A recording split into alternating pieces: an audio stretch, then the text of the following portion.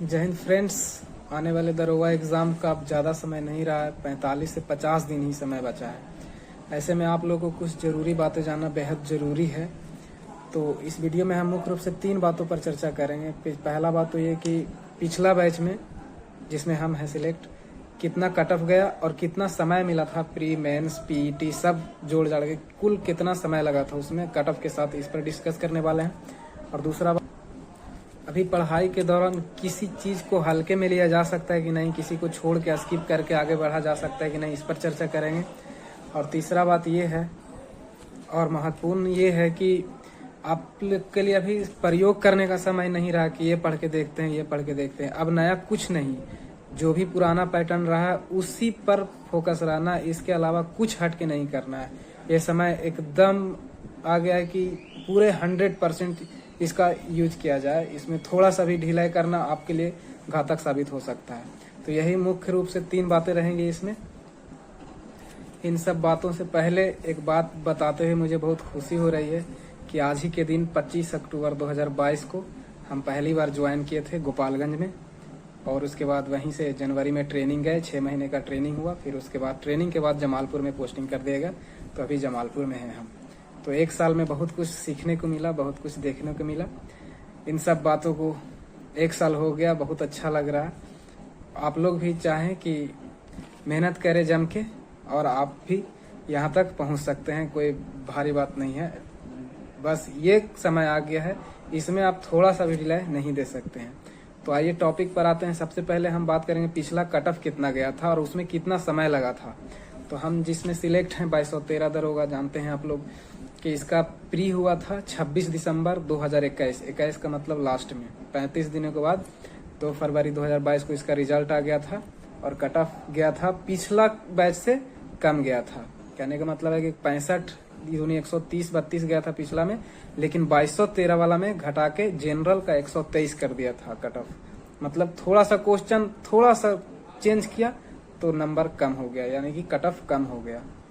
तो जनरल से ही लेके चलेंगे। जनरल का 123 कहने का मतलब है कि 61.5, मतलब 61.5 क्वेश्चन आप काट छाट के सही कर दें तो रिजल्ट हो गया था। पिछला बार का बात है, इस बार भी हो सकता है क्वेश्चन थोड़ा सा टफ करे तो हो सकता है 60 के नीचे चला जाए जनरल का। इसी के नीचे सारा कुछ रहेगा, जनरल सबसे ज्यादा रहता है। उसके बाद 24 अप्रैल 2022 को हुआ था इसका मेंस, लगभग 75 दिन का गैप मिला था। तो 24 अप्रैल को हुआ, तो रिजल्ट आने के बाद इसका कट ऑफ ज्यादा कुछ नहीं बढ़ा। पिछला बार 149.4 गया था जनरल का कट ऑफ मेंस में। मेंस का ही कट ऑफ, मेंस का ही मार्क्स आपको मेरिट के लिए, मेरिट में यही नंबर जुड़ता है, आपको मैक्सिमम मार्क्स करना होता है मेंस में। तो जनरल का कट ऑफ 149 था, कहने का मतलब 74.7। काट छाट के अगर आप 75 कर देते तो रिजल्ट इसमें हो गया था। और इसका एग्जाम हुआ था 24 अप्रैल को और रिजल्ट 6 मई को, मतलब 12 दिनों के अंदर। इसके बाद फिर फिजिकल का डेट आया। फिजिकल करने का समय मात्र 35 दिन मिला था, 34 दिन मिला था। तो उसमें भी ज़्यादा लोग का तैयारी नहीं हो पाया था फिजिकल का, तो बहुत सारे लोग छट गए थे फिजिकल में ही। बहुत सारे लोग, लगभग 14,000 समथिंग का रिजल्ट हुआ था मेंस में, और मेरिट में कट ऑफ बहुत कम भागा था क्योंकि बहुत सारे लोग छट गए थे इसमें। कहने का मतलब ये है कि प्री से लेके मेंस तक आपको अभी से मात्र 4 महीने पढ़ाई करना है सही से। अभी प्री दे दीजिएगा, जाहिर सी बात है दिसंबर में ले लेगा। दिसंबर का संडे 17 पड़ रहा है, तो ज़्यादातर लोग कह रहा है कि 17 को ही एग्ज़ाम हो जाएगा, लेकिन उम्मीद है कि 17 ना तो अगला संडे उसके बाद जो भी आता है 17 से 24 दिसंबर को हो सकता है एग्ज़ाम हो जाए। तो ये ध्यान देने वाली बातें हैं कि पिछला जिसमें हम लोग हैं 6 महीने के अंदर में प्री हो गया, मेंस हो गया था, फिजिकल हो गया था, मेरिट, मात्र 6 महीने के अंदर में सारा कुछ जिंदगी का इधर उधर हो गया। मतलब तैयारी से कहाँ पहुंच गए।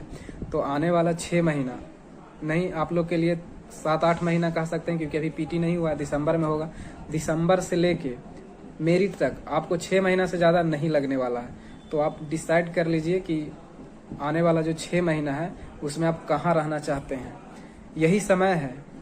अभी कितना 45 से 50 दिन से, इससे ज़्यादा नहीं है आप लोग के पास। इसी में आपको जम के मेहनत करना है और कुछ अलग प्रयोग नहीं करना है। वही जो पूछते आया है वही पूछता है, 5 क्वेश्चन 6 क्वेश्चन इधर उधर हो सकता है, इसीलिए तो कट ऑफ नहीं ज़्यादा जाता है सबका। किसी का 100 में 100 थोड़ी आता है। 80 कर दिए तो समझिए कि आप प्रबल दावेदार हैं, मतलब दावेदार नहीं, प्रबल दावेदार। 80 कर दें 20 क्वेश्चन छोड़ने के बाद भी। तो ऐसे में आप लोग को प्रयोग करने की जरूरत नहीं है। मैथ और रीजनिंग को साधारण लेके चलना है, ज़्यादा इसमें डीप नहीं जाना है, समय भी नहीं है। तो कोई भी यूट्यूब चैनल हो सर्च कर लीजिएगा, जो भी सब सब्जेक्ट का फार्मूला बेस्ड कम से कम तो आना ही चाहिए। फार्मूला आपको याद होगा, फार्मूला जिसको फार्मूला याद है और कैलकुलेशन बढ़िया है, वो अगर 5 गो मैथ पूछता है तो 4 गो 100% बनाएगा। इसी बेस पर प्री में मैथ का क्वेश्चन रहता है, हो सकता है कुछ रीजनिंग भी दे दे, इसी बेस पर, ज़्यादा डीप नहीं रहता है। तो ध्यान देना है कि मैथ और रीजनिंग साधारण वे में, और जीएस पर फोकस करना है। जीएस तो आप लोग पढ़ ही रहे होंगे। करंट अफेयर अगर 2.5 से 3 घंटा आप लोग नहीं पढ़ रहे हैं तो बहुत बड़ा गलती कर रहे हैं आप लोग।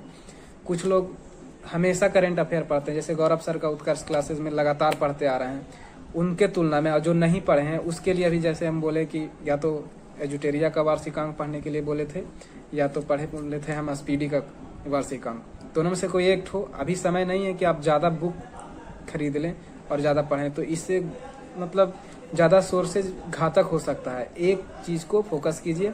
एजुटेरिया अगर कोई करंट अगर आप नहीं पढ़े हैं पहले, तो एजुटेरिया ही पढ़िए, और 2.5 से 3 घंटा एकदम देना है। और सेट प्रैक्टिस 1 से ज़्यादा नहीं कीजिए, क्योंकि सेट प्रैक्टिस करने के बाद आपको उस पर डिस्कस करना होगा। आप अगर डिस्कस नहीं कीजिएगा तो कोई फ़ायदा ही नहीं है। फिर अगला दिन अगर वही सेट तो उतना ही सही होगा। तो सेट प्रैक्टिस के बाद डिस्कस, और उसके बाद आपको फोकस करना है कि आपका कौन सा पोर्शन गलत हो रहा है, तब ना उस पर वर्क कीजिएगा। अगर 2 सेट मारिएगा तो पूरा समय ही चला जाएगा आपको, तो फिर पढ़िएगा क्या।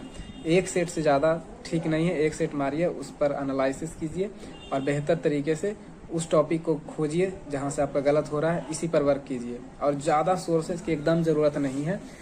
वही घीसी-पीटी जो पैटर्न आते रहता है, सब लोग जो बना है, लूसेंट या कराउन, फिर से हम बोल रहे हैं, लूसेंट या कराउन, घटना चक्र, स्पीडी, इससे ज़्यादा कुछ नहीं करना है।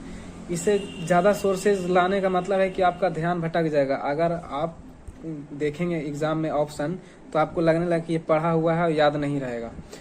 तो ज़्यादा सोर्सेज जरूर, अगर आप पढ़े हुए हैं किसी कोचिंग से या किसी कोचिंग मटेरियल से, तो सबसे पहला प्रायोरिटी उसी को देना है। लेकिन हर हाल में लूसेंट या कराउन पढ़ना है, इसको छोड़ना नहीं है। नहीं तो आप हो सकता है पीछे रह जाए और अगला सिर्फ यही किताब पढ़ के निकाल ले। 2 सोर्सेज रखने से ये होता है ना कि अगर कोई चेंजिंग करता है तो आपको प्रभाव नहीं पड़ेगा। लूसेंट भी पढ़े हुए है ही, अगर मान लें इससे नहीं रहता है तो और कोचिंग से पढ़े हुए जो सब स्टूडेंट कर रहा है उसी में आप शामिल रहेंगे, तो आपके लिए खतरा नहीं है। तो अगर कोई कुछ नहीं पढ़े हैं तो लूसेंट या कराउन प्लस स्पीडी और घटना चक्र और सेट प्रैक्टिस, इसके अलावा और कुछ करने की जरूरत नहीं है। एकदम अलग से कुछ नहीं करना है, ये ध्यान रखने वाली बातें हैं। प्री में लगभग 20 गुना रिजल्ट देता है। हम लोग 2213 में थे तो 49,000, हालांकि 20 गुना में 45,000 लगभग आता है। 49,000 ऐसी 1275 सीट है तो 25,500 होता है। लेकिन आप जान लीजिए कि 28-29,000 प्री में रिजल्ट देगा, उसके बाद फिर 5 गुना मेंस में देगा, इसी तरह होता है। तो ध्यान रखिए, आप 25,000 के अंदर में आने का फुल कोशिश कीजिए। इतना याद रखिए कि अगर प्री हो गया तो मेंस भी निकाल लीजिएगा, वो आसान है प्री के तुलना में, इतना याद रखिए। जो भी सिलेक्टेड कैंडिडेट है उससे आप बात कर लीजिए, पूछिए कि कौन टफ है, तो बोल देगा कि प्री ही ज़्यादा टफ है। हालांकि टफ दोनों नहीं है, एग्जाम देने के बाद समझ में आ जाएगा। अगर तुलना किया जाए तो प्री ज़्यादा टफ है मेंस के तुलना में, इतना याद रखिएगा। तो आप अभी से थोड़ा सा ध्यान देने वाली बात यह है कि फेस्टिवल का टाइम आ रहा है तो ज़्यादा इन्वॉल्व नहीं होना है। वर्ल्ड कप है तो उसमें भी ज़्यादा इन्वॉल्व नहीं होना है। अगर आप क्रिकेट के माहिर हैं तो हाईलाइट दे सकते हैं, लेकिन आपको एग्जाम के लिए ना पेपर का खेल पेज ही काफ़ी है। पेपर का जो खेल पेज होता है उसमें बैडमिंटन, टेनिस, क्रिकेट और कार रेसिंग ये सब दिया हुआ रहता है, इसी से सवाल रहता है। तो आपको पूरा मैच देखने की जरूरत नहीं है, फिर बाद में ज़िंदगी भर आप मैच देखते रहिएगा, कोई कुछ नहीं बोलेगा। अभी हम लोग ऐसे ही रख के मैच देखने लगते हैं, कुछ फर्क नहीं पड़ता है। ध्यान रखिएगा, अभी आपको त्याग देना है कुछ दिन, पढ़ना मात्र 4 ही 5 महीना है अभी, उसके बाद नहीं, क्योंकि मेंस के रिजल्ट के बाद आप क्या पढ़िएगा। आपको फिजिकल पर ध्यान देना होगा। अगर आप तगड़े से तैयारी कीजिएगा तो ध्यान रखिएगा कि मेरिट भी बन जाएगा आपका। तो ज़्यादा सोचने की ज़रूरत नहीं है, ज़्यादा सोर्सेज मत लगाइए, कम सोर्सेज ज़्यादा रिवीजन, यही आपका सफलता का राज होगा। यही आप इसी पैटर्न को फॉलो कीजिए। अंत में एक बात और कहना चाहेंगे कि किस टॉपिक पर ज़्यादा ध्यान दिया जाए, अभी इसका समय नहीं है। लूसेंट या करौन पढ़ते हैं, वो खुद एक गाइड है, वो खुद छाटा हुआ सब कुछ सब इम्पोर्टेंट है। उसमें से भी छाटने का भी समय नहीं आया। अभी कम से कम 30-20 दिन आने दीजिए, फिर अभी तो आपको पूरा पढ़ने का समय है, पढ़ भी लीजिएगा, क्योंकि नया नहीं है, आप उठाइएगा, पहले से ही पढ़ चुके हैं, बस रिवीजन की ज़रूरत है। लेकिन लास्ट में फिर से हम एक वीडियो बनाएंगे जिसमें इम्पोर्टेंट टॉपिक के बारे में हम बात कर लेंगे कि क्या इम्पोर्टेंट है, किसको पढ़ना ज़्यादा जरूरी है। ऐसा नहीं कि आएगा ही, किसी का औकात नहीं कि दरोगा में जो सवाल पूछता है उसका कर दे गेसिंग कि ये सवाल आने वाला है, ये सवाल आने वाला है। बस आप दिमाग लगा के छाट सकते हैं कि नहीं ये ज़्यादा इम्पोर्टेंट है, हो सकता है, कंफर्म कोई नहीं कर सकता है। तो हम अगले वीडियो में बताएंगे कि क्या इम्पोर्टेंट है, किसे आप नहीं छोड़ सकते, हर हाल में पढ़ के जाना ही होगा उसको। तो अगर आपको और किसी तरह का कोई सवाल है तो आप कमेंट में ज़रूर बताइएगा, हम आपको जवाब देने का कोशिश करेंगे। जय हिंद।